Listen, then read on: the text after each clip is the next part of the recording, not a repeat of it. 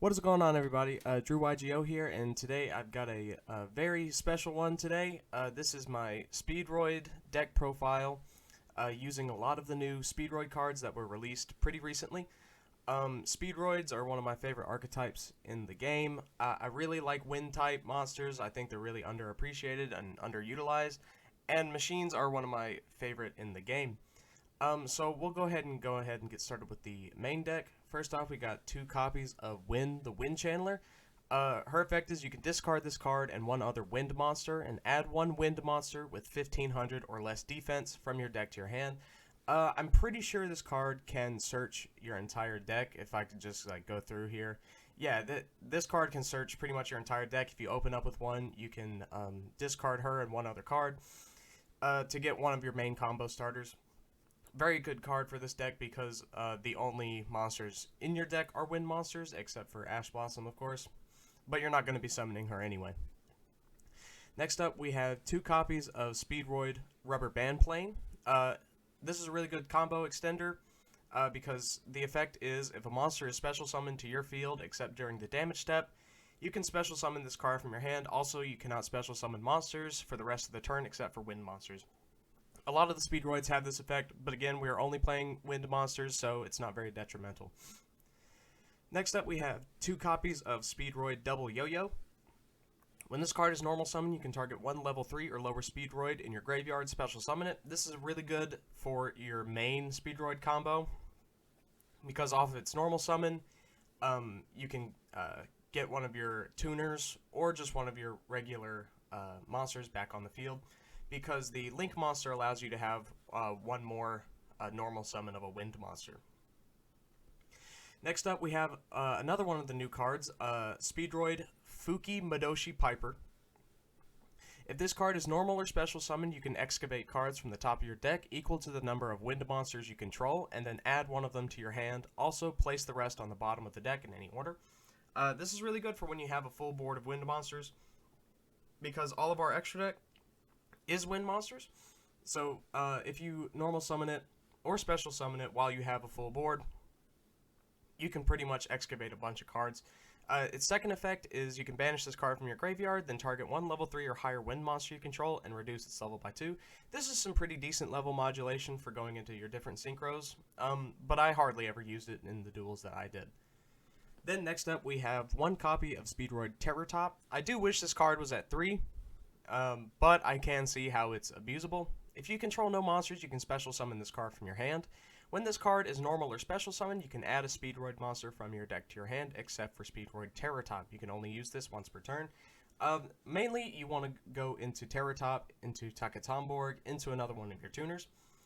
Very great combo starter. This is your main starter.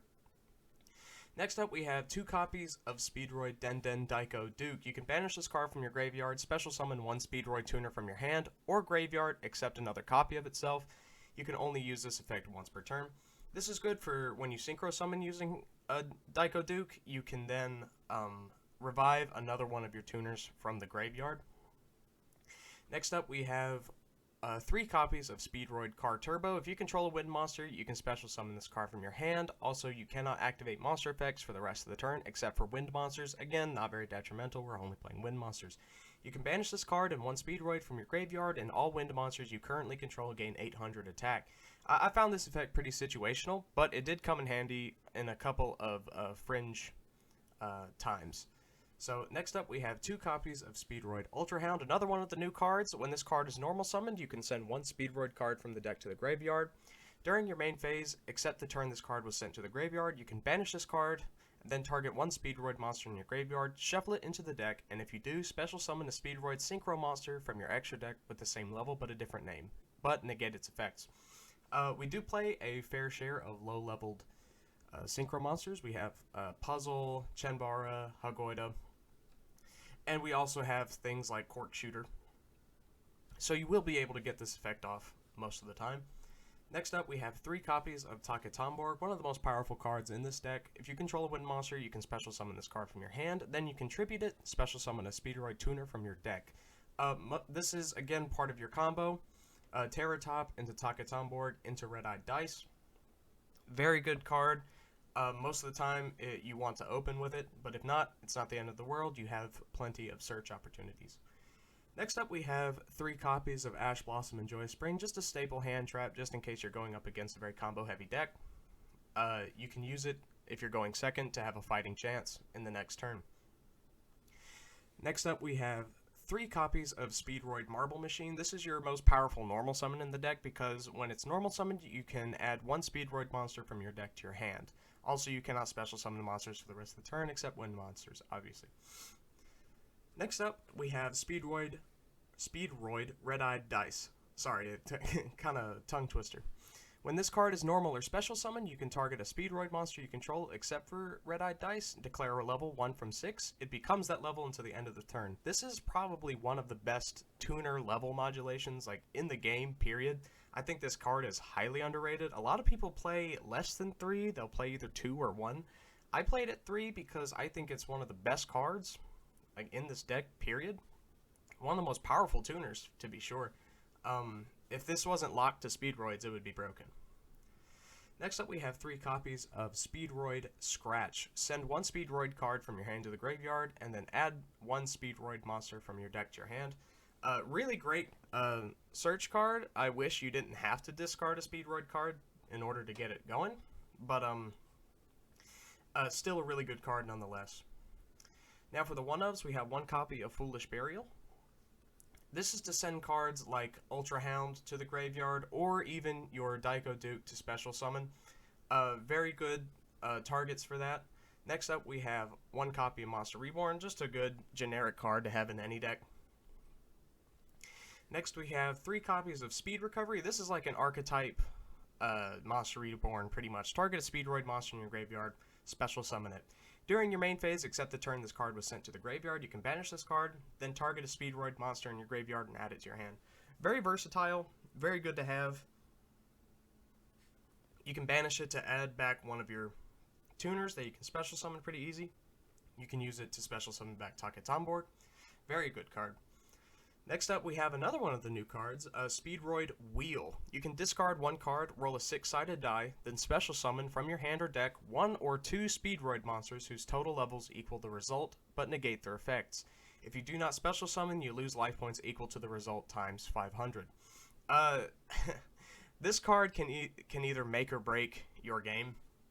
If you roll less than a 3, you're probably not going to get this going off. Next, we have 1 copy of Speed Lift. If you control exactly 1 tuner and no other monsters, special summon a level 4 or lower Speedroid from the deck. Neither player can activate cards or effects when that monster is special summoned. This is, again, a very situational card. You won't have many opportunities where you only have a tuner and nothing else in the hand. But just in case that does happen, you do have Speed Lift as a second option. Finally, for the only trap in the whole deck, we have Speedroid Duplicate. Banish 1 wind monster from your graveyard, then target 1 card your opponent controls. Return it to the hand. During the main phase, if this card is in your graveyard, you can target 1 level 2 or higher Speedroid you control, reduce its level by 1, and if you do, special summon this card as a normal monster, and you can only use this effect once per duel. So, obviously, we're only going to have 1 in the deck because it's a once per duel effect. The token, I guess, that it summons is a tuner. So you can synchro summon using this card. I haven't used it a lot, but again, it's very good to have just in those niche circumstances. Finally, for the extra deck, we have 2 copies of the new synchro card, High Speedroid Clearwing Rider. This is probably one of my favorite cards in this deck. It's super fun. It's a level 11 synchro monster with 1 wind tuner and 1 non-tuner wind synchro monster. Once per turn, during your main phase, you can roll a 6-sided die, shuffle all wind monsters from your graveyard into the deck up to the result. Then, you can destroy cards your opponent controls up to the number shuffled. And if you do, this card gains 500 attack for each card destroyed by this effect until the end of this turn. During your opponent's main phase, on a quick effect, you can tribute summon the synchro summoned card, then special summon 2 level 7 wind synchro monsters with different names from each other from your extra deck. This is a crazy card. Seriously, like, if you get a high roll off of it and your opponent has a large amount of monsters on the field, it raises its attack to crazy levels, and you could probably OTK just with this one card. It's a little tricky to bring out, considering that you do need a synchro monster and a tuner to bring it out, but it's really, really powerful, really, really fun. And on the quick effect, you can summon out 2 level 7 of your wind synchro monsters. Next up, we have 1 copy of Baron de Fleur, obviously, because it's one of the most powerful cards in the game. Once per turn, you can target 1 card on the field, destroy it. Once, while face up on the field, when a card or effect is activated, you can negate the activation. It's an Omni Negate. You can once per turn pop a card. Very good card. Next up, we have 1 copy of High Speedroid Kite Drake, and then 1 copy of Crystal Wing Synchro Dragon, 2 copies of Clear Wing Synchro Dragon. This is one of the targets for your Clear Wing Rider. Next up, we have 1 copy of Clear Wing Fast Dragon, 1 copy of High Speedroid Kendama, 1 copy of High Speedroid Hagoita, 1 copy of High Speedroid Chanbara, 1 copy of High Speedroid Puzzle, and 2 copies of another new synchro monster, High Speedroid Cork Shooter. This is your main combo piece. It just requires 1 tuner and 1 non-tuner. Very easy to go into with your red-eyed dice. If this card is synchro summoned, you can activate one of these effects. Add 1 Speedroid Spell or Trap from your deck to your hand, or if all the materials that were used for the synchro summon of this card were Speedroid monsters and are all in the graveyard, you can special summon all of them, which includes your red-eyed dice, which is not once per turn. Very powerful effect, very cool, very fun. I will say, however, if you try to synchro summon using red-eyed dice and Marble Machine, it will not work because Marble Machine does not go to the graveyard, he goes face up to the extra deck. So don't fall into that trap, because I've done that many a time. Then finally, we have 1 copy of High Speedroid Rubber Band Shooter. I would like to play this at 2, but we're already at 15 cards, and I kind of had to make a choice between playing 2 Cork Shooter or 2 Rubber Band Shooter, and I found that the deck becomes more consistent playing 2 Cork Shooter. But for now, we have 1 copy of Rubber Band Shooter.